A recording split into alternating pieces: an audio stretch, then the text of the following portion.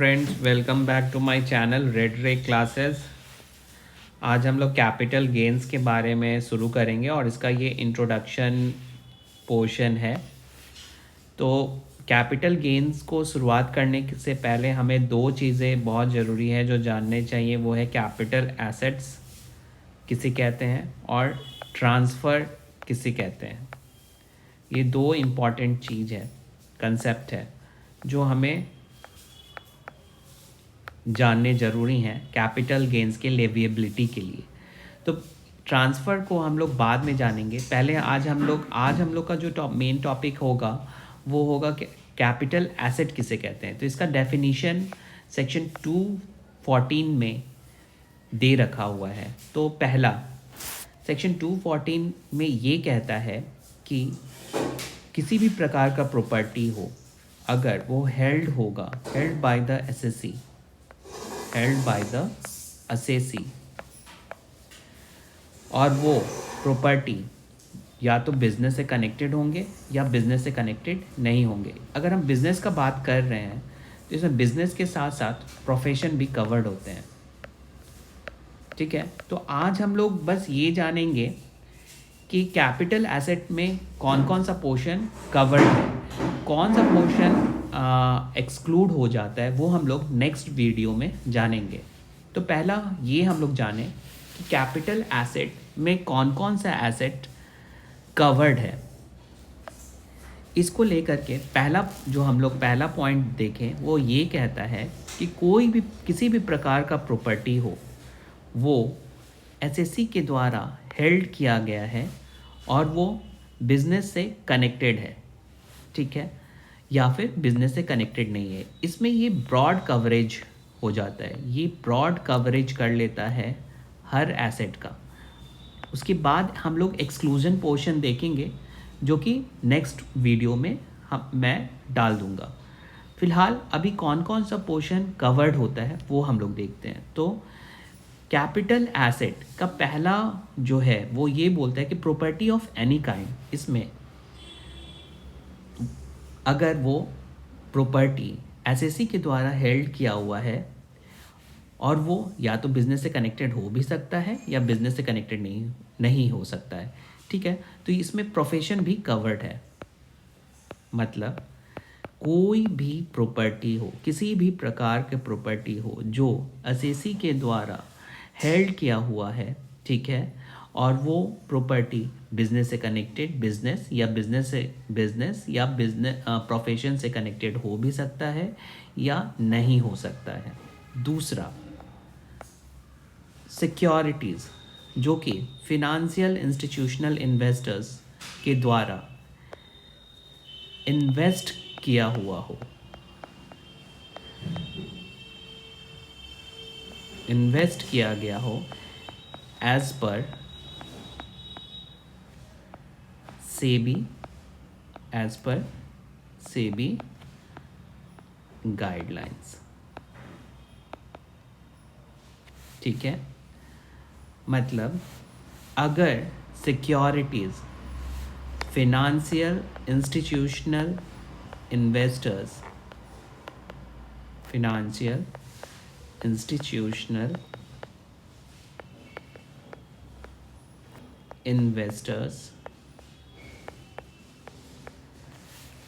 के द्वारा इन्वेस्ट किया गया हो, ठीक है, एज पर सेबी गाइडलाइन, मतलब सेबी गाइडलाइंस को फॉलो करते हुए, तो वो कैपिटल एसेट के डेफिनेशन में इंक्लूड हो जाता है। इसके बारे में हम जानेंगे कि अगर ये स्टॉक इन ट्रेड की तरह भी रखा हुआ हो तो भी हम इसे कैपिटल एसेट ही मानेंगे, ठीक है। इस पोर्शन को हम लोग इलेबोरेट करेंगे अपने नेक्स्ट वीडियो में, जब हम लोग एक्सक्लूजन वाला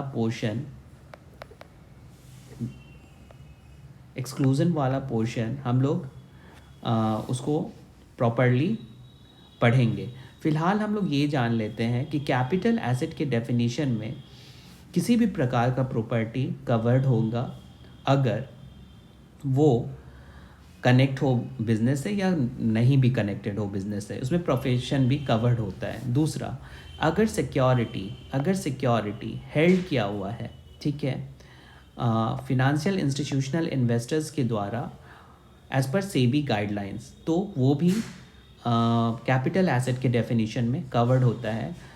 इसमें अगर वो स्टॉक इन ट्रेड की तरह भी फिनेंशियल इंस्टीट्यूशनल इन्वेस्टर्स सिक्योरिटीज़ को रखे हैं, फिर भी वो कैपिटल एसेट के दायरे में आएंगे। अब नेक्स्ट जो सबसे इम्पॉर्टेंट और सबसे ज़रूरी चीज़ है जानना, वो है यूलिप के बारे में। देखिए, अगर पहले हम लोग यूलिप जाने कि यूलिप होता क्या है। देखिए,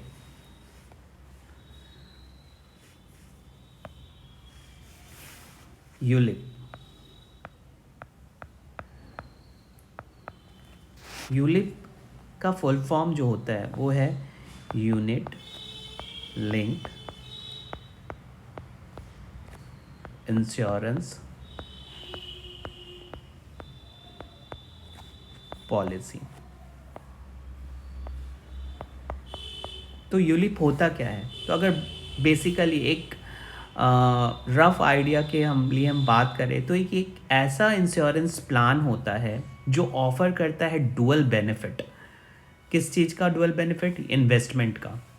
जैसे कि आपको वो आपके वो लॉन्ग टर्म गोल्स को फुलफिल करने में मदद करे और आपके लाइफ कवरेज को भी कवर करे, मतलब लाइफ कवरेज भी ये आपको देता है अगर आपकी लाइफ में कोई अनफॉर्चुनेट इवेंट्स आते हैं। तो देखिए, ये यूनिट लिंक्ड इंश्योरेंस पॉलिसी जो है वो ऑफर करता है डुअल बेनिफिट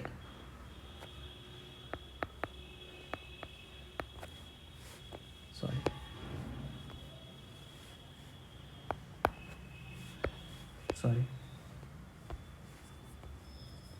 डुअल बेनिफिट। कौन कौन सा? एक, फुलफिल करता है ये लॉन्ग टर्म गोल्स को,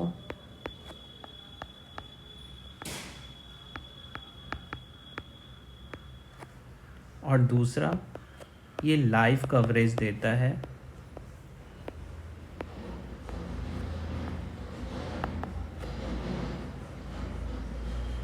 in case of an unfortunate